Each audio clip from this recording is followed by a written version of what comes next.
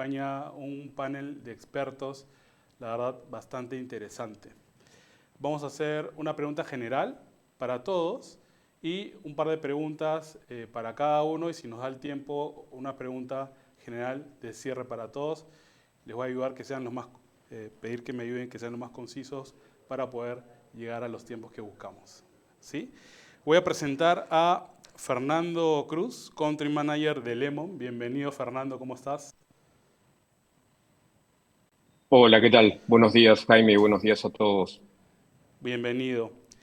Tenemos también a Mariano Cámere, consultor legal especializado en fintech de Reboredo.pe. Bienvenido, Mariano. ¿Cómo Gracias, estás? Jaime. Bueno, muchas gracias a todos por estar aquí y nada, qué gusto compartir con tanto crack en este panel. Bienvenido. Tenemos a Lenin Tarrillo, Product Owner de Blockchain y Cripto del BCP. Bienvenido, Lenin. Gracias, Jaime. Gracias a todos. Qué gusto estar en este panel de expertos. Un abrazo a todos. Espero aportar. Excelente. Y tenemos a Efraín Barraza, Regional Expansion LATAM de Tether. Bienvenido, Efraín. Muchas gracias, Jaime. ¿Qué tal todos? Buenos días. Perfecto. Entonces, como introducción, según el reporte del 2025 de The Geography of Crypto Report de Chainalysis, Latinoamérica es la segunda región con mayor crecimiento en el mundo. La adopción versus el año pasado creció en 63%. La TAM sumó más de 600 mil millones de dólares en criptomonedas, una super cifra. Y los primeros TradFi en adoptar cripto en esta parte del mundo han sido el Banco Central de Bolivia, Itaú, Unibanco, los neobancos Mercado Pago y Nu, y últimamente el Banco de Crédito de Bolivia y el BCP. ¿Ok? Entonces ahora tenemos que hablamos de más de 1 millón de personas en el Perú que han usado cripto por 28 mil millones en Total Value Received. Pero somos puesto 6 de la región y puesto 34 Overall Index Ranking Global. Si tuvieran que responder sin diplomacia, hay que dejar la diplomacia el día de hoy por un momento, ¿qué estamos haciendo mal o qué ingredientes faltan en nuestro ecosistema para que las cripto y las stablecoins sigan siendo o dejen de ser de nicho y sean más bien parte de una infraestructura cotidiana de no solo el ecosistema, sino de todo el sistema en realidad, para hacer pagos cotidianos, ahorrar, por qué no invertir, para la mayoría de los peruanos? Ahora la conversación con Fernando. Jaime, ¿qué tal? Por alguna razón pensé que me iba a tocar a mí primero. Estaba pensando que de repente los escuchaba al resto con esta pregunta tan complicada. Igual, ahora que ya los puedo ver, Mariano, Lenin, ¿qué tal? Qué bueno estar con ustedes, amigos. Eh, bueno, primero diría que no sé si estamos haciendo las cosas tan mal, creo que hay cosas e iniciativas, esa es la razón por la cual hoy está alguien como Lenin representando al banco más importante del país, el BCP. Yo creo que hay cosas que se están haciendo bien, en primer lugar. En segundo lugar, diría que la palabra clave es educación, Jaime. Yo creo que la ruta que debemos transitar, promover y a donde deben apuntar los esfuerzos de los distintos frentes donde que nosotros podamos participar es educar. La forma para mí más adecuada para que las personas y luego los mercados adopten las nuevas tecnologías es conocimiento y es educar. Poner una serie de recursos a disposición de las personas para que puedan entender de qué se trata esta tecnología me parece clave. La ruta que estamos apostando con algunas empresas, entre ellas Lemon obviamente, es meternos en la cotidianidad de las personas, ejecutar que cripto se puede llevar en el día a día de las personas de una manera a veces un poco invisible por detrás sin que las personas lo sepan. Entonces yo creo que esa combinación de dar acceso a que las personas tengan herramientas educativas con poder sentir y vivir en su día a día con cripto o con tecnología blockchain, desde mi opinión, creo que puede ayudar a cambiar esta tendencia. Excelente, Fernando. Entonces, mucho por hacer. Bien, Efraín, De tu lado, desde Tether, ¿cuál es tu opinión respecto a esto? ¿Qué tal? Yo soy argentino, así que lo veo como a la distancia. Eh, pero sí, después de 10 años en el ecosistema y 4 años desde Tether, me parece que no hay algo que se esté haciendo mal en el caso de Perú. Es una circunstancia, o aunque sea basada en mi experiencia de otros mercados, es una circunstancia de algo bueno que en realidad está pasando en Perú. O sea, Perú tiene la moneda más estable en los últimos 15 años de toda la región. Tiene un sistema bancario que funciona para el 90% de los casos, tiene mucha desbancarización, sí, sin dudas, eso sí, pero en principio, para los casos más básicos y simples, que es para lo que se usa una stablecoin usualmente, que es como reserva de valor, particularmente en los casos de Venezuela o Argentina, en donde la devaluación de la moneda o la inflación hacen que uno se vaya a refugiar al dólar automáticamente, para esos casos no creo que haya tanta opción. Sí coincido con Fernando que educación, y eso creo que es genérico para toda la región, es uno de los pilares fundamentales para conseguir este salto de adopción. Eh, y me parece que por otro lado también algo que ha sido, no te voy a decir el factor de adopción más importante, porque el factor de adopción más importante a mi criterio eh, es el hecho de poder acceder a una moneda más dura digitalmente de la propia, ¿sí? O sea, la posibilidad de resguardar el valor o de transferir valor entre mercados internamente en Latinoamérica para remesas. Pero creo que la regulación también es un factor importante, particularmente de cara a futuro y particularmente si lo que estamos pensando no solamente es solamente en el retail o en las personas utilizando esta tecnología, sino aparte grandes instituciones tradicionales metiéndose dentro de este ecosistema y entendiendo las ventajas de utilizar estos nuevos sistemas de pago a los tradicionales. Sin esa regulación, o sea, no sin una regulación fuerte, sin una claridad en la regulación, es difícil convencerlos, porque ya tienen negocios funcionando, que funcionan bien y que están completamente alineados con la regulación existente y les estás pidiendo que den un salto hacia algo que nadie sabe cómo va a ser regulado o no hay claridad de cómo tratarlo. Muy bien, Efraín. Bueno, sin duda, muchas de las condiciones de la economía aceleran o desaceleran la adopción de alternativas. Sin duda, muy buena participación, muchas gracias. Mariano, desde tu mirada, ¿qué nos puedes contar acerca de la evolución en el país versus Latinoamérica? ¿Qué tal, Jaime? Bueno, aquí coincido bastante con Fernando y con Efraín. Eh, Primero, tengo que mencionar el tema de la educación, que es bastante clave para que haya más adopción, porque todavía, al no entender en realidad qué es lo que estamos tratando, lo que estamos usando, eh, digamos, las personas son un poco reacias, sobre todo si es que los medios de comunicación también ponen titulares amarillistas, indicando pues que este tipo de activos se utilizan para lavar dinero, cosas por el estilo, ¿no? Entonces, creería un poco que, o sea, desde mi mirada, un poco desde lo regulatorio, ahí es que coincido con Efraín, quizás el enfoque ha sido lento, como un enfoque de un regulador, digamos, observador, ¿no? Porque hay que decirlo, en la región, en Latinoamérica, tenemos otros países que se han adelantado, ¿no? Al Perú en cuanto a recoger normativamente eh, cómo es que se deberían tratar este tipo de negocios, este tipo de activos, ¿no? Digamos, mencionemos el caso de Argentina, Colombia, un poco Brasil. En nuestro caso, por cómo lo he percibido yo, es que el enfoque de riesgos no es el adecuado.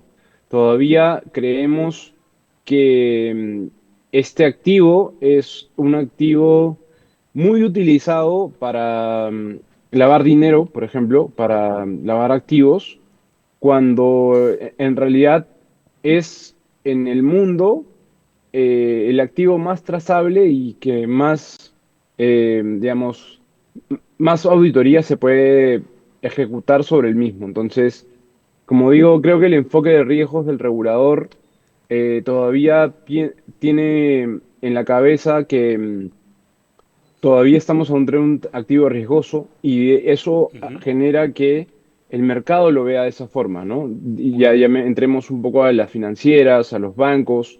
Todavía se tiene este enfoque de riesgos muy alto y eso no permite que la industria se siga desarrollando. Muy bien, Mariano, interesante. Muchas gracias. Entonces, el factor regulación para generar confianza, sin duda es un paso importante para la aceleración en este punto. Y a continuación tenemos a Lenin. Lenin, ¿cuál es tu mirada respecto a cómo está avanzando el Perú en esta adopción y qué oportunidades ves de tu lado? Dale, buenísimo. Me encanta coincidir con Fernando, Mariano, Efraín. Creo que estamos alineados ahí en el hecho de que las cosas se están haciendo bien, tienen un ritmo, evidentemente, acotado pues al ecosistema peruano, ¿no? Hay dos cosas que finalmente escalan o hacen que servicios con criptoactivos puedan escalar muy rápido. Uno es la necesidad del ecosistema y otro es la regulación que sea pro, que tenga pues esta apertura a innovar, ¿no? Mal que bien, en Perú no hay ni una ni otra, porque como decía Efraín, pues los servicios financieros tradicionales ofertados por bancos o por fintech terminan por lo menos de coberturar la gran mayoría de demandas o de necesidades que el usuario tiene, ¿no?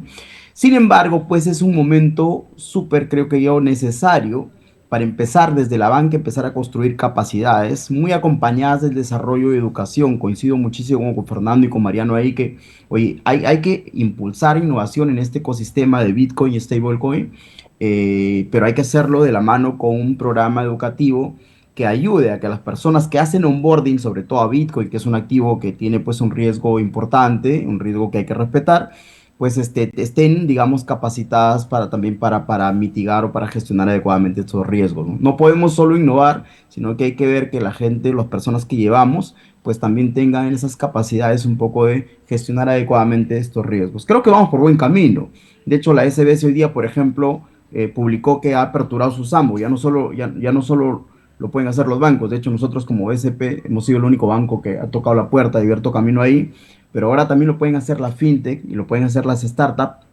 Y eso, creo yo, que apertura por lo menos un paraguas regulatorio para que las empresas que no son instituciones reguladas puedan también innovar ahí como lo ha hecho BCP con Criptococos, ¿no? Entonces yo creo que hemos crecido a un ritmo importante porque en la banca se ha ido dando cuenta que pues cripto ya no es un ecosistema netamente enfocado en la especulación, sino es una infraestructura que permite habilitar servicios que bajo ciertos escenarios terminan siendo más costo eficientes que los servicios tradicionales, ¿no? Mover plata con stablecoin, hacer remesas, pago cross border, terminan pues rompiéndote los intermediarios tradicionales y haciendo que esos servicios puedan ser más costo eficientes y por lo tanto de mayor valor para el usuario.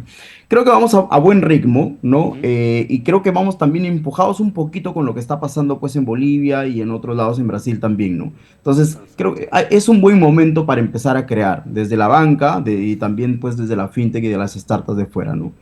Perfecto, Lenin, muchas gracias.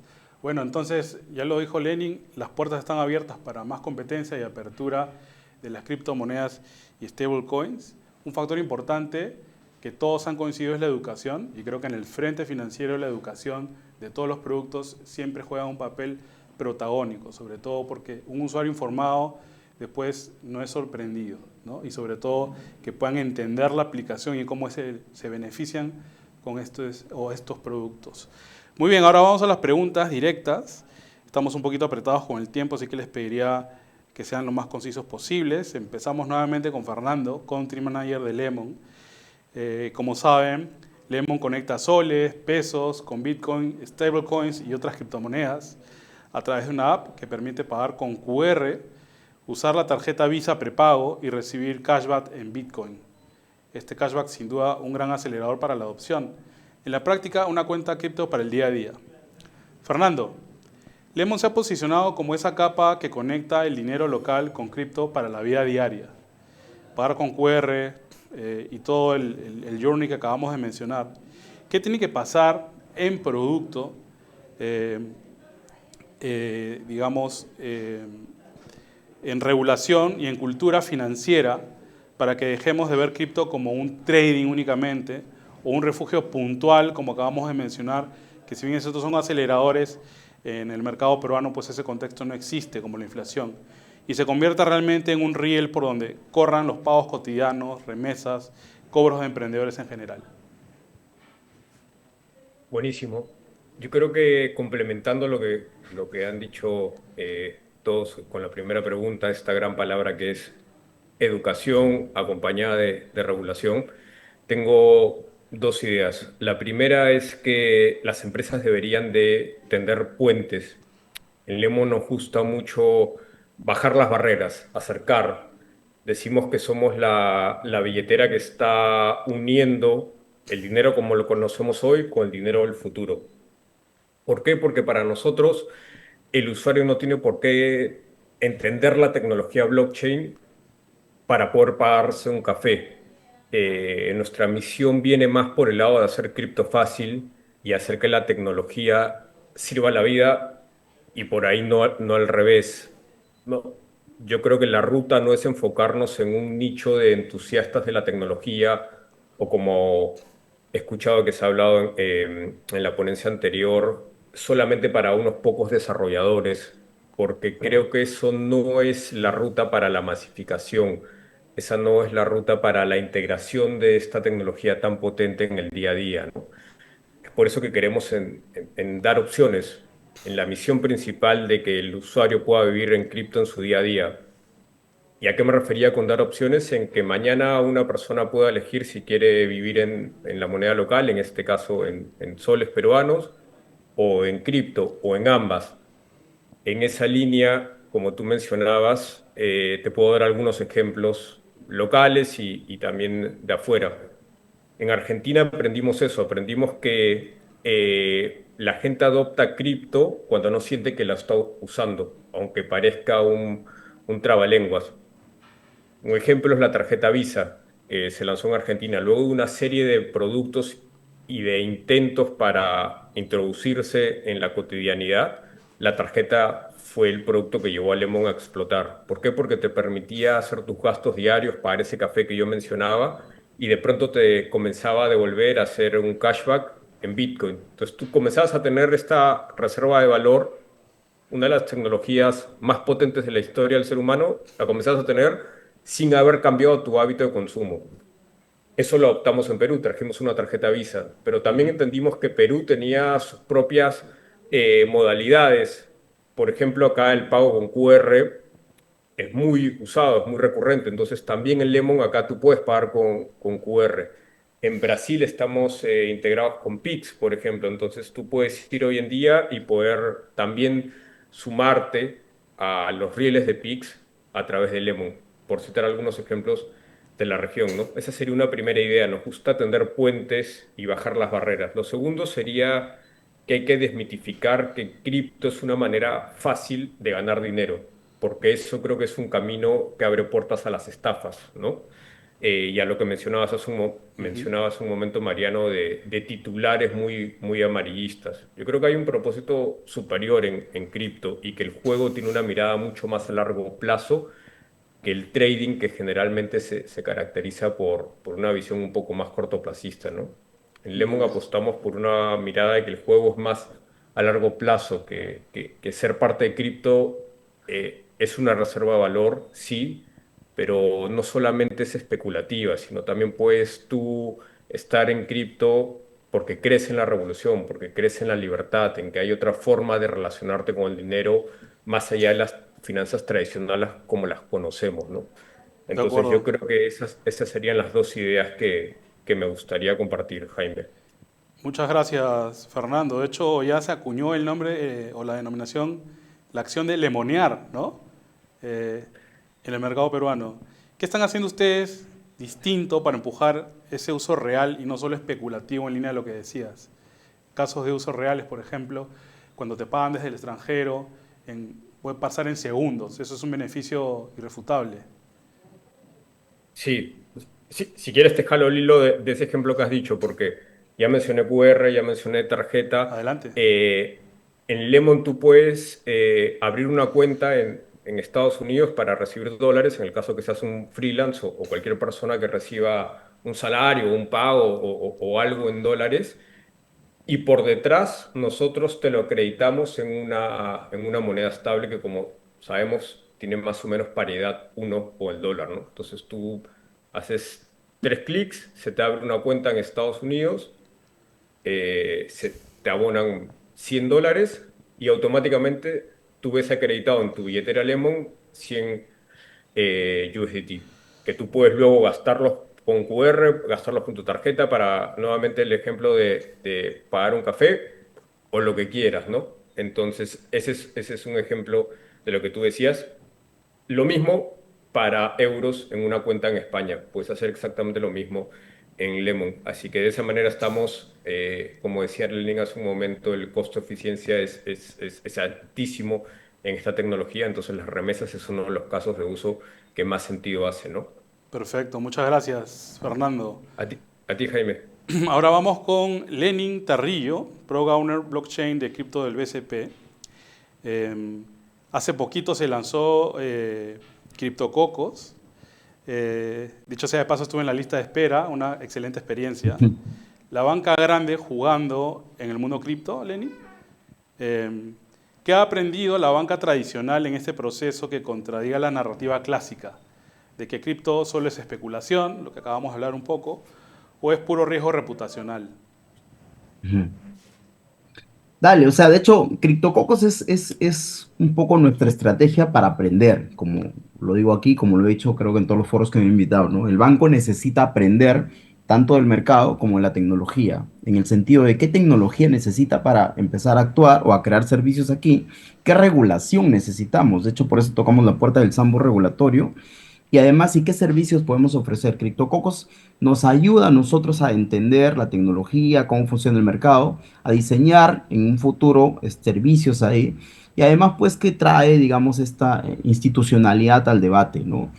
Hay indicadores que muestran, pues, que el ecosistema viene de ser, digamos, un 70% especulativo, 80% especulativo, enfocado a Bitcoin y a una serie de criptos netamente especulativas, hacia un ecosistema en Latam donde se mueve más criptomoneda estable que Bitcoin. Y eso, de todas maneras, al banco le llama la atención. Y se ve aquí, lo que está sucediendo es que esas criptomonedas estables, en principio, son dólares que están habilitando servicios financieros, ¿no? Entonces hay que entender, eso es un poco nuestra propuesta del BCP. Yo necesito entender qué tecnología hay detrás que permite estos rieles, qué regulación y qué operaciones tiene que adecuar el banco para empezar a operar en estos mercados y a la par, pues, ir también identificando con qué partners tecnológicos poder hacerlo, ¿no? El viaje desde que diseñamos CryptoCocos hasta que la SBC nos autorizó lanzarlo, nos ha ido generando esos aprendizajes. Creo que tenemos un banco que entiende mejor cómo funcionan estos ecosistemas y que entiende también el valor que aporta la tecnología que habilita las cripto y se pueden aplicar, digamos, en otros contextos, ¿no? Yo creo que sería irresponsable no darnos cuenta que cripto ya es infraestructura que habilita servicios financieros y que además siempre va a haber un ecosistema, pues, que también lo mire como un mercado de inversión. Bitcoin está ahí, ¿no? Y para ellos también hay que ofrecerles servicios. Finalmente son parte usuarios del sistema bancario peruano o de cualquier usuario de cualquier fintech y por lo tanto requiere que cada vez ese servicio pues tenga digamos, una mayor sofisticación, que tenga una mayor responsabilidad y mayor seguridad. Y por ahí va la propuesta exploratoria del Muy bien, banco, ¿no? muy bien, Lenin. El tiempo, como siempre, es ingrato, pero importante e interesante lo que estás diciendo. La experiencia del BCP, que es entender cómo funciona. De hecho, esta es una etapa piloto y está muy claro en la web. Y el aprendizaje creo que va de ambas partes, ¿no? Perfecto. Ahora vamos contigo, Efraín. Tether es hoy una de las stablecoins más usadas en la región y del mundo, con un 60% del market share y 177 billones de market cap, según Axelar Knowledge Center. Efraín, 184. Subió, muy bien, ese es el último número. ¿Qué factores El dinamizaron la último. adopción en Argentina, Brasil y Venezuela, que han sido los mercados de la región que más impacto han tenido, y qué factores podrían acelerar esa adopción en Perú? Mira, como lo dije antes, creo que particularmente en Venezuela fue la imposibilidad de acceder a dólares en una economía con niveles de inflación altísimos. En el caso de Argentina, No, eso por un lado, y por otro lado la diáspora de todos los venezolanos que emigraron a países como Perú, Chile, Argentina y Brasil para poder enviar remesas hacia Venezuela a sus familiares que se quedaban allá. Entonces, la realidad es que al principio se empezó a utilizar. Al principio, ustedes, no sé cuántos están en este ecosistema desde 2015-2016, pero inicialmente la minería de Bitcoin se hizo muy famosa en Venezuela en algún momento porque básicamente Bitcoin les permitía no solamente ganarse un sustento, sino aparte les permitía poder externalizar capitales y guardarlos fuera de Venezuela. Con esa misma lógica, cuando USDT se empezó a ser tan popular dentro del ecosistema, se empezó a utilizar algo que era más estable, son dólares digitales.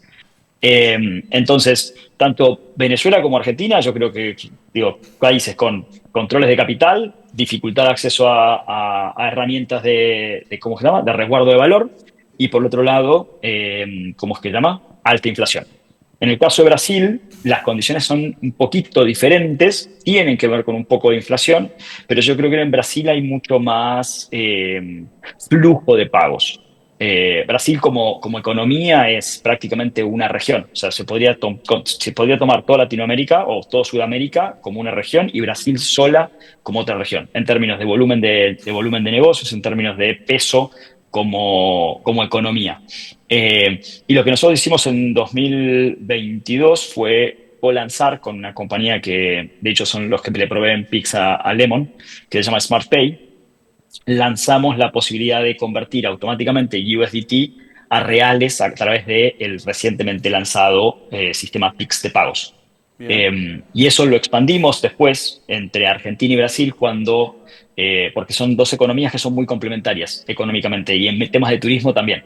Entonces venían muchos brasileños a Argentina, pagaban con Pix, el merchant recibía en USDT y viceversa. A partir de este año, cuando Brasil se puso más barato para los argentinos que iban a la playa utilizaban aplicaciones como por ejemplo la de Lemon compraban USDT de adentro y pagaban Pix directamente reales al merchant que recibían reales, porque los brasileños no ahorran en dólares, ahorran en reales. Es idiosincrasia.